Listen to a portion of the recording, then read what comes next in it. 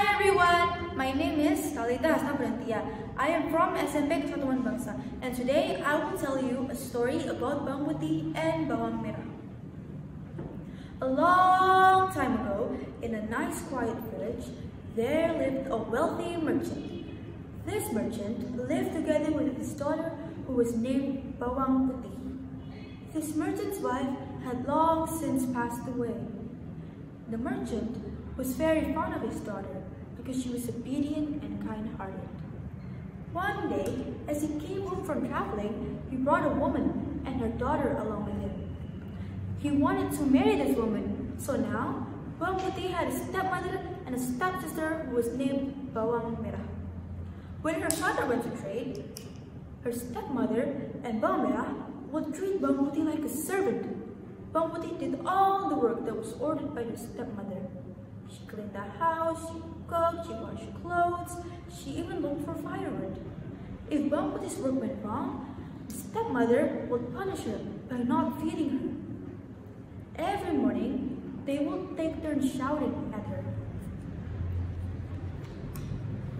"Hey Bawang Putih, wash my clothes!"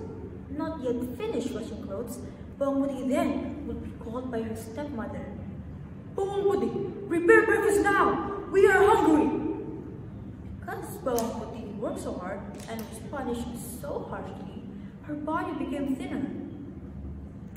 One day, Bawang Putih's father went home and fell ill. Bawang Putih was very sad because of it. She never left her father alone. However, God decided differently.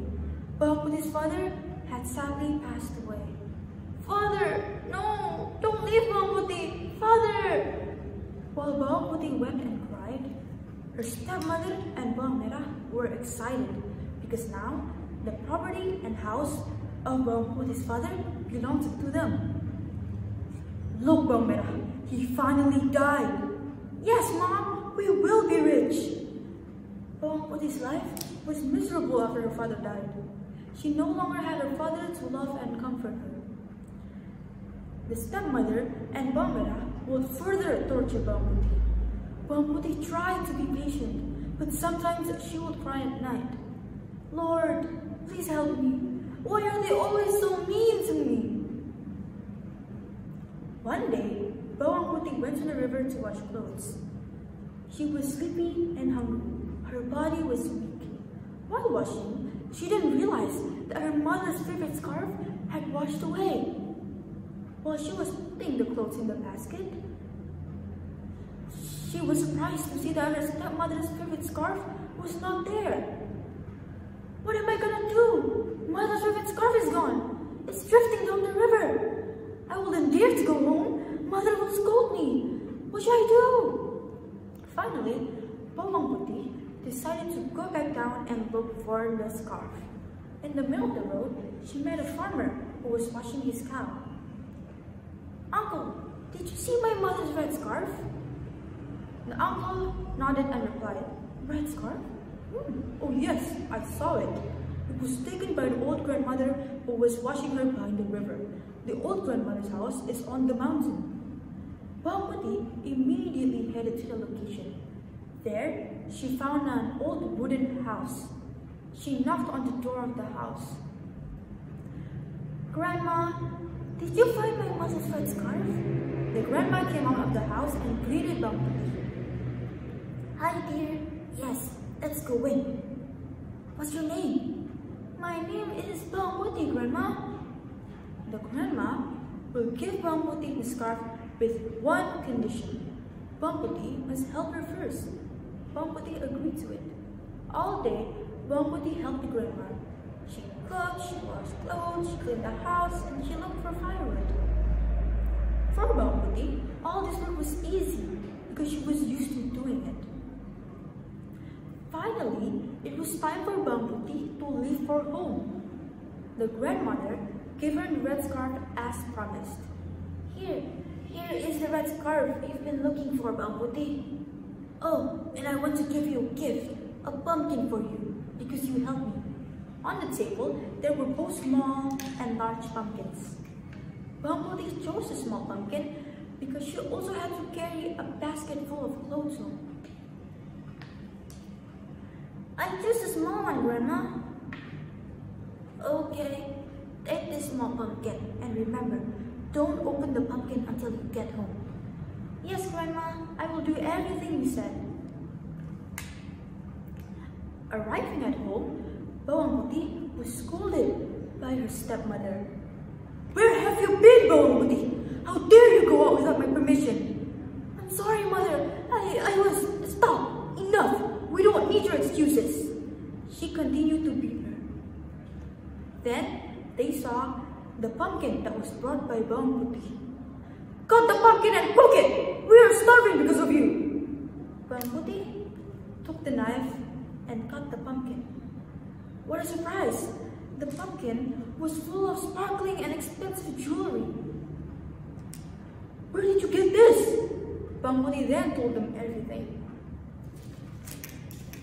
Oh, Bawang Putih, you should have chosen the big pumpkin. It would have had more jewelry inside.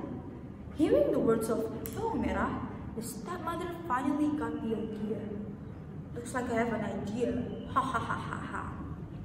The next day, the stepmother and Bawang Merah went to the river. They deliberately washed the red scarf away. Then, they secretly followed the red scarf. Sure enough, it was picked up by the same old grandmother. They followed the old grandmother up the mountain. As they walked, Bawang Merah was complaining about how far it is. Mom, I'm so tired. That's so far. When are we gonna get there? Be patient, Bawang Putih. Soon we're gonna be even richer than Bawang Putih. But I'm tired, Mom. Shouldn't we just go home? I said be patient. Arriving at the old grandmother's house, Bawang Putih, Bawang Merah, and her stepmother pretended to be sad. Excuse me, Grandma. Did you find my mother's red scarf? Hi, dear. Yes, I just found it on the river. Just like Bawang Putih, the grandmother will give them the red scarf with one condition. They must help her first. That's the only way to get the pumpkin. However, they still couldn't stop complaining. Mom, I'm so tired. This is useless. Yeah, I'm also tired. But hopefully, there will be even more jewelry inside the pumpkin. Finally, Bawang Merah and her mother finished their work. The grandmother gave them the red scarf as promised. On the table, there were both small and large pumpkins. And of course, the stepmother and Bawang Merah chose the big one. Of course I chose the big one, Grandma. Oh yes. Here, take the big one. Remember, don't open it until you get home. Alright, Grandma, that's for sure. We'll do everything you say. However, Bawang Merah and her mother do not obey the words of the grandmother. Mom, let's just cut open the pumpkin. The grandmother will not know. Yes, let's open it. I'm also curious. The stepmother split the pumpkin. However, they were in for quite a surprise. Inside the pumpkin were full of venomous animals such as spiders, snakes, scorpions, and centipedes. And they were both bitten by a snake. Oh, what is this? Where's the jewelry? We didn't have these animals inside. Mom, I got bitten. Help! What should we do, Mom? I also got bitten. Since they were in the middle of the forest, no one came to help them. And they both died from the snake bite. Meanwhile, Bawang Putih lives happily ever after. She continued her father's business and she enjoyed the fruits of her obedience and kindness. The end.